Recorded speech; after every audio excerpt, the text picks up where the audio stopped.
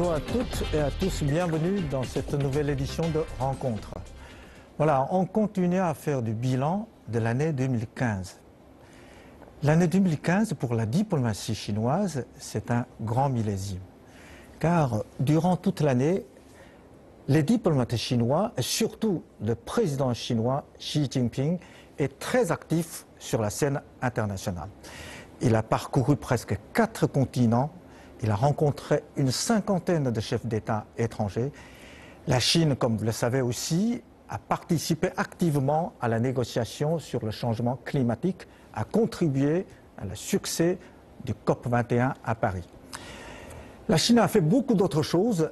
Apparemment, la diplomatie chinoise en 2015 n'est plus une diplomatie, on dit, de réaction, mais active, d'initiative. Voilà, vers la fin de l'année, la Chine a même invité les autorités syriennes et les opposants armés pour venir à Pékin pour entamer une négociation, essayer de trouver une façon pacifique pour mettre la fin de cette triste guerre civile. Alors, la diplomatie chinoise en 2015 marque-t-il un tournant? C'est ce que je vais poser, cette question, je vais poser à mes deux invités, Caroline Puel et Ting Yifan. Avant de commencer notre discussion, je vous invite à regarder un reportage pour mieux comprendre tout ce qui s'est passé en 2015 sur la diplomatie chinoise. Rarement la Chine aura été aussi active sur le plan diplomatique qu'en 2015. Les visites d'État du président Xi Jinping aux 4 coins de la planète ont été couronnées de succès et la première dame chinoise, Peng Liyuan, s'est affirmée comme un émissaire très efficace de la diplomatie chinoise. Le renforcement des liens avec le Royaume-Uni, la réponse positive des pays européens au lancement de la Banque asiatique d'investissement pour les infrastructures ou encore la poignée de main historique entre Xi Jinping et Ma Ying-jeou à Singapour ont marqué de leur empreinte une année des plus réussies pour la diplomatie chinoise. Surtout, la Chine, longtemps critiquée pour sa discrétion sur la scène internationale, semble décidée à sortir de son cocon. L'offensive diplomatique de la Chine est désormais multilatérale. Promesse de 60 milliards de dons à l'Afrique sur 3 ans durant le sommet de Johannesburg, développement du projet eurasien d'infrastructure, une ceinture, une route, lancement de la BAI, la Chine semble avoir entamé une diplomatie tous azimuts. La Chine a également joué un rôle constructif, particulièrement remarqué lors de la conférence sur le climat de Paris en 2015, très éloigné de sa position que certains avaient jugée de blocage lors de la conférence de Copenhague en 2010. Mes deux invités, merci d'être venus. D'abord, Ting Yifan, vous êtes économiste et politologue, vous êtes diplômé de Sciences Po à Bordeaux. Et vous avez été correspondant d'un grand quotidien à Paris et maintenant vous êtes le chercheur, professeur dans plusieurs universités et vous êtes surtout l'auteur de plusieurs ouvrages. Le dernier était... La révélation de la dette souveraine en Europe. Voilà, concernant l'Europe, mais cette fois-ci, je vous invite pour parler de la Chine. Merci d'être venu et bonjour. Bonjour. Et Caroline Puel, vous êtes journaliste, bonjour, vous êtes journaliste, correspondant du Point à Pékin. Vous travaillez longtemps d'abord pour Radio France Internationale, pour Libération, maintenant pour Le Point, et vous êtes correspondant à Pékin. Surtout, vous êtes l'auteur de best-seller Les 30 Glorieuses de la Chine, et qui a beaucoup influencé l'opinion publique française sur la Chine. Merci d'être venu et bonjour. Voilà. Merci. Ma première question est à vous deux. Alors, quelle action diplomatique de la Chine vous marque le plus pour le 2015? Si vous avez quelques idées. Comme vous le disiez dans votre présentation, cette année 2015 a été vraiment riche en événements diplomatiques. Et c'est un grand réveil de la diplomatie chinoise, ou une grande continuation. Pour moi, l'événement le plus marquant, ça a été quand même la réception du président Xi Jinping au Royaume-Uni. Et notamment, je crois, cette scène où on voit le président chinois dans son carrosse, qui s'apprête à être reçu par la famille royale. Je pense que là, il y a quand même une part de symbole extrêmement forte. C'est vrai que côté britannique, un petit peu comme on le dirait en français, les petits plats avaient été mis dans les grands, tout avait été fait pour que le protocole soit poussé au maximum, pour que la réception soit grandiose. Mais en termes de symbolique, de pages tournées, je dirais, sur les humiliations du 19e siècle, des guerres de l'opium, de retour sur la scène internationale. Voilà, c'est vrai que c'est une image symbolique. Tout à fait, c'est une image très forte pour marquer cette année 2015, de mon point de vue. Oui, surtout, je me rappelais, sur Internet Chine, on circule un petit plaisanterie, on dit, à l'époque 1840, lorsque les Anglais venaient en Chine pour construire la première ligne de chemin de fer, et la Chine a été étonnée parce que la Chine ne connaît jamais le chemin de fer. Et cette fois-ci, c'est la Chine qui va à l'Angleterre pour construire le TGV. Et une centrale nucléaire, mais ça va être fait avec les Français, justement, une coopération franco-chinoise en Angleterre. C'est intéressant. Et vous, Deng Yifan, alors quelle est l'action diplomatique de la Chine qui vous marque le plus Il serait difficile d'énumérer un seul événement parmi d'autres. Parce que cette année, ce qui a marqué, disons, marqué la diplomatie de la Chine, c'est le rythme avec lequel le chef d'État chinois a parcouru le monde. Il a passé 42 jours à l'étranger, on dit. Ça, c'est jamais vu. On n'a jamais vu le dirigeant chinois parcourir autant de pays si intensement. Et l'événement qui marque un peu le tournant de la diplomatie chinoise sur la scène internationale, c'est probablement en juin et maintenant. C'est la création de la banque d'infrastructures dans les infrastructures asiatiques, et cette banque va se mettre en fonction là maintenant, tout de suite dans quelques jours. C'est un événement très important pour la Chine parce que c'est la première fois la Chine a pris l'initiative de créer une institution internationale, et cette initiative chinoise a eu des échos très favorables, le soutien de beaucoup de pays, de plus de 50 pays, dont un grand nombre de pays européens. Oui, et d'ailleurs, de ce point de vue-là, un retournement qui a entraîné finalement un mouvement parmi tous les Européens, qui était là aussi celui de l'Angleterre, oui, qui est le quand premier même allié traditionnel des États-Unis et grand soutien du dollar américain, et qui finalement a ouvert la porte pour les pays européens, puisqu'il y en a plus de 50 aujourd'hui. Oui. Et à la fin, 57 pays. 57, donc, voilà. En termes absolus, ça a dépassé beaucoup même le nombre des pays membres fondateurs au moment de la création du système Bretton Woods. Donc c'est tout de même étonnant. Et à la fin de l'année, la monnaie chinoise est entrée dans le SDR de FMI. De droits de tirage spéciaux, oui. C'est dans la monnaie de réserve du FMI, du Fonds monétaire international. Non, ce sont deux mesures très importantes pour l'internationalisation du yuan, de la monnaie chinoise, très certainement. Mais en même temps, apparemment, les États-Unis s'opposent toujours à cette création de la Banque asiatique. En fait, non, pas vraiment. L'opinion est profondément divisée aux États-Unis. Il y a une partie importante d'hommes politiques, d'hommes d'affaires, etc., qui soutiennent cette initiative chinoise et qui poussent le gouvernement américain à adhérer à cette initiative chinoise. Mais dans le contexte politique actuel, je ne pense pas que le Congrès américain puisse approuver une initiative de la part du gouvernement américain. Donc il faut attendre le prochain président américain. Il faut attendre que la campagne soit terminée, les élections soient passées, et qu'effectivement chacun ait pu mesurer le fonctionnement de cette nouvelle banque. Et ensuite, il est fort possible que la réelle politique l'emporte. Le fait que les pays européens, y compris l'Angleterre, la France, l'Allemagne, etc., soutiennent cette banque, est-ce que cela veut dire que ça ouvre une nouvelle perspective du point de vue diplomatique entre l'Europe et la Chine? Mais je pense que cette nouvelle perspective, elle est ouverte depuis longtemps en réalité. Là, c'est une manière de la concrétiser, justement de manifester l'intérêt européen pour le réveil de la Chine et son soutien. Je ne crois pas que ce soit une démarche qui soit faite contre qui que ce soit, ni contre les Américains.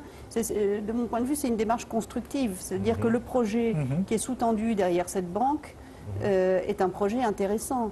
C'est un projet positif. Il s'agit quand même d'aller développer des zones géographiques qui aujourd'hui sont encore en difficulté.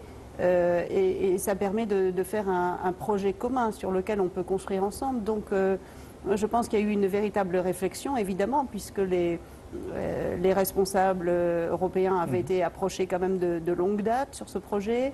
Il y a eu beaucoup de réflexions dans les chancelleries, dans les ambassades, et que d'une manière générale, tout le monde approuvait. Simplement, il y avait un point d'entrée que chacun cherchait à trouver. Finalement, c'est Londres qui a été le déclencheur. Mais de toute manière, ça allait se faire. Mais si vous dites que les États-Unis ne sont pas réellement opposés, mais il y a quand même un autre pays, le Japon, qui n'est pas très content de la création de cette banque parce qu'il pense que c'est la concurrence de sa propre, de la banque asiatique du développement. Voilà. Alors, justement, dans la vision de la diplomatie chinoise de l'année 2015, apparemment, on oublie un coin, c'est le Japon. Ah oui, parce que depuis quelques années, la Chine et le Japon ont des problèmes vis-à-vis de l'histoire, vis-à-vis de la dispute sur une petite îlot, etc., etc. Oui, mais la tension qui existe entre le Japon et la Chine est beaucoup plus, je pense, politique. C'est-à-dire qui est plus ou moins lié à un parti politique, le Parti libéral-démocrate, et surtout lié à la personnalité de Shinzo Abe. Si on met tout cela à part, l'opinion publique japonaise n'est pas tellement contre ce qui se passe maintenant en Chine et avec la Chine. Oui, un cas particulier, si on regarde le nombre de touristes, de voyageurs chinois au Japon, etc., et que cela rapporte... Les Japonais en Chine aussi. Mais c'est quand même intéressant de voir que de plus en plus de Chinois se rendent effectivement, dès qu'ils en ont l'occasion au Japon, en reviennent généralement très contents, assez impressionnés aussi par la manière dont ils ont été reçus. Oui. Donc je dirais que de peuple à peuple, les choses se passent plutôt bien. Si on regarde aussi les ingénieurs, les techniciens, etc., qui travaillent dans des entreprises chinoises, surtout dans la région de Shanghai et sur le delta de Yangtze, etc., le nombre est incroyable.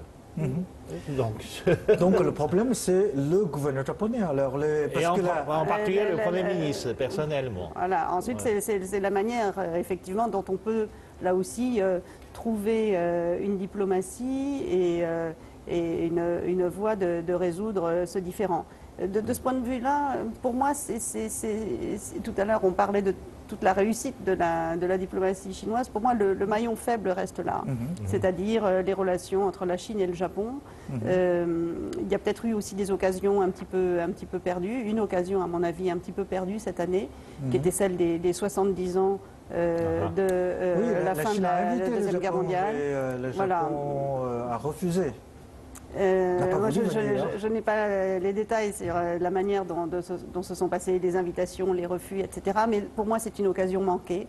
Et c'est vrai que le jour où la Chine arrivera à avancer, je dirais, côte à côte avec le Japon sur cette histoire ancienne, mais qui est encore très présente dans les esprits, à mon avis, ce sera un progrès énorme et un vrai cadeau pour les prochaines générations.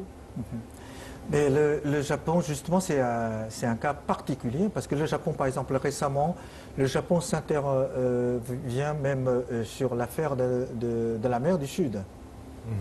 Mais là aussi, il faut séparer toujours le gouvernement Shinzo Abe et surtout Abe lui personnellement et la population japonaise.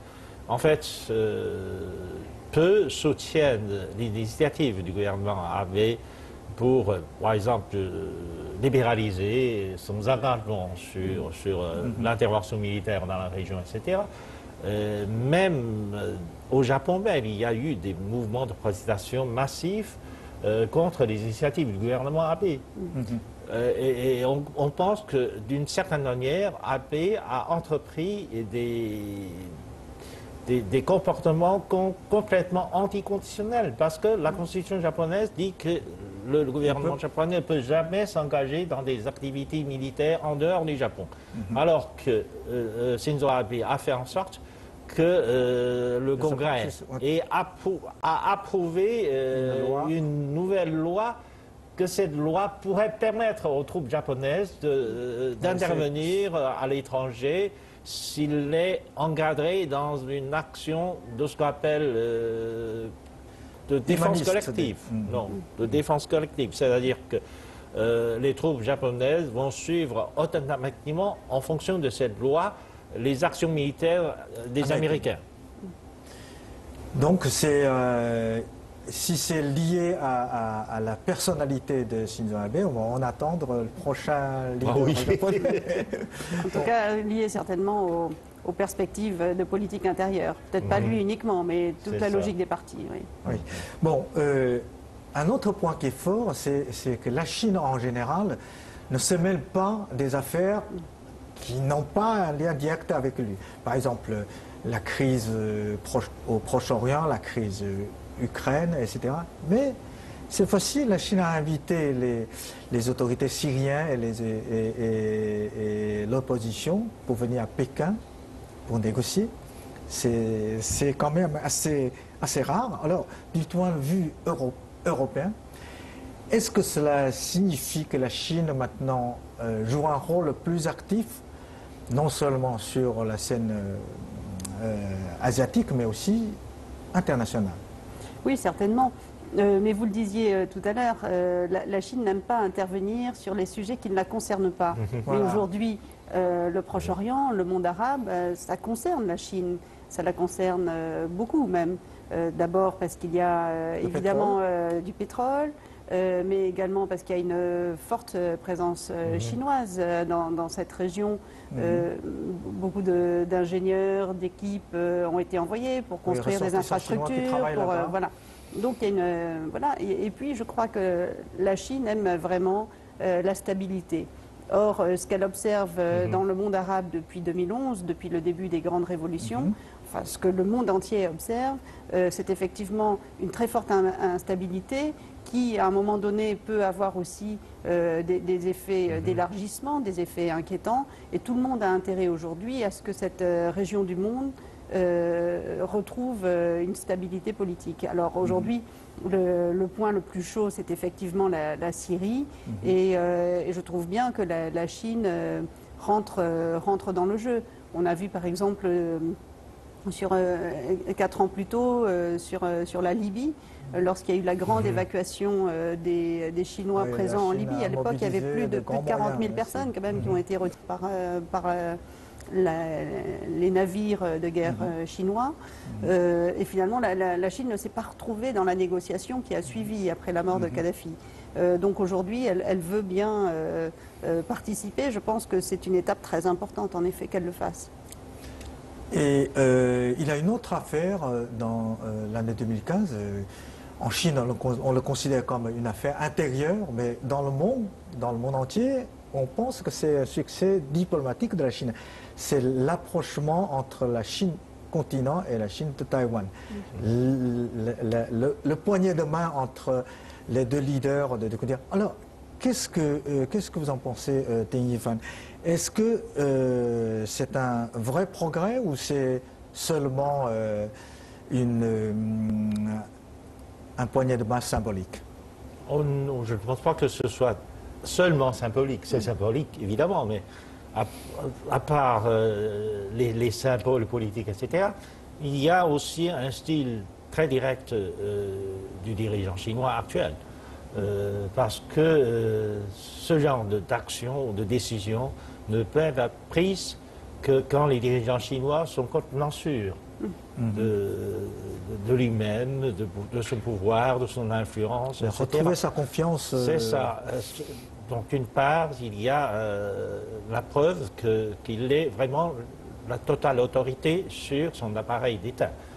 Puis, il y a aussi une approche de régler les problèmes à sa manière. C'est-à-dire que les conflits et les frictions à travers le détroit de Taïwan sont considérés comme affaires intérieures. On peut trouver des solutions à la chinoise, c'est-à-dire qu'on trouverait les problèmes, même si les frères sont dans des difficultés, quelquefois les frères arrivent à se battre, etc. Mais ils finiront toujours à trouver une solution pacifique.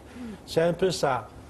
Je pense que d'une fois, les dirigeants chinois, à la fois les dirigeants de Taïwan, c'est-à-dire veulent montrer au monde que en dépit des difficultés et des divergences, il pourrait encore des terrains d'entente entre les Chinois des deux côtés.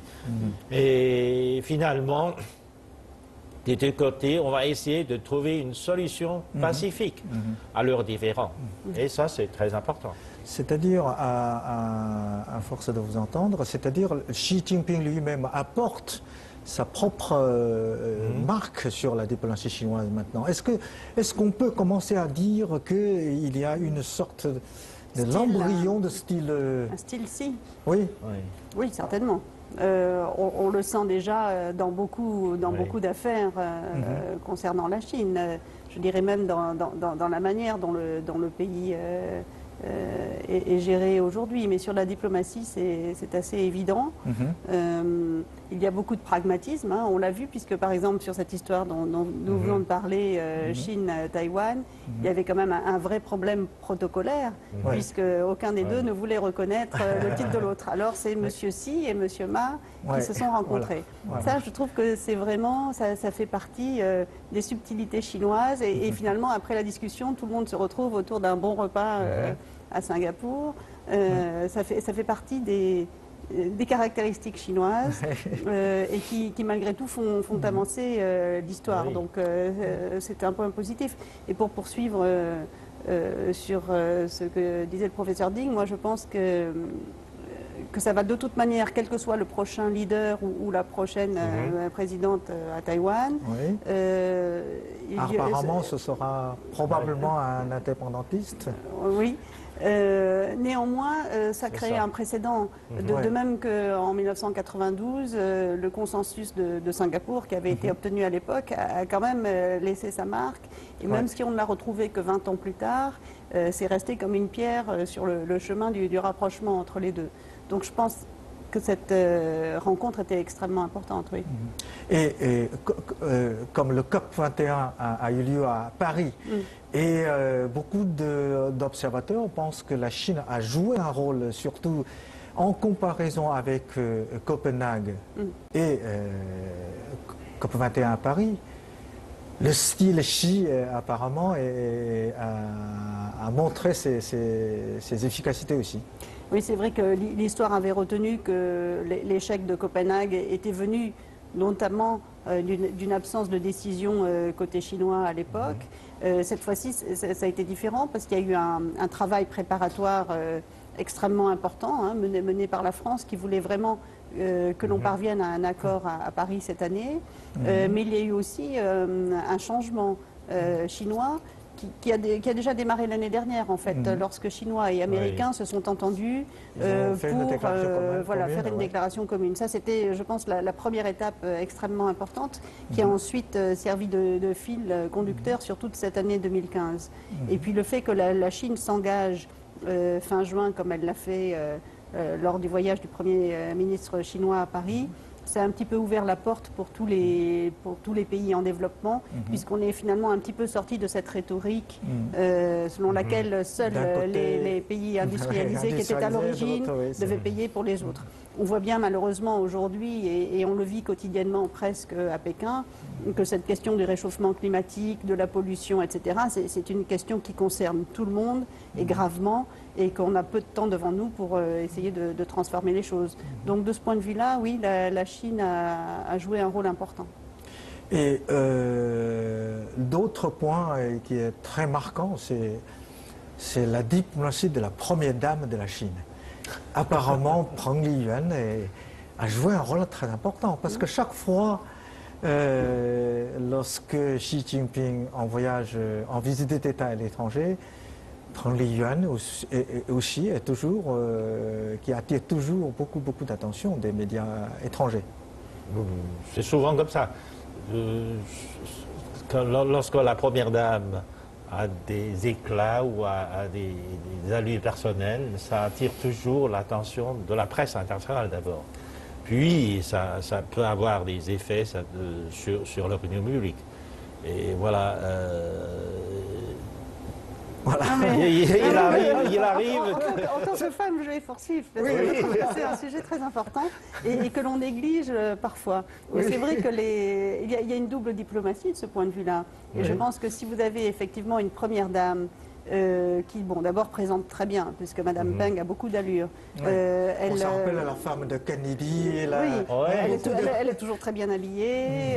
Bon, c'est quand même une star à l'origine, donc elle a une grande aisance de comportement. On voyait justement, là je repense aux scènes à Londres, dans sa rencontre avec la reine d'Angleterre, eh bien elle était normale, naturelle. C'est toujours très difficile avec la reine de l'Angleterre. Absolument, mais je crois qu'elle a été très appréciée. En plus, des journalistes anglais me disaient qu'elle parlait très bien anglais, ce qui a été évidemment également très apprécié. Voilà. Vous vous souvenez c'était en 2013, je crois, lorsqu'il y avait eu la rencontre entre Michelle Obama et ses deux filles qui étaient venues, en séjour touristique en Chine, dans une période peut-être un petit peu compliquée dans la diplomatie entre la Chine et les États-Unis.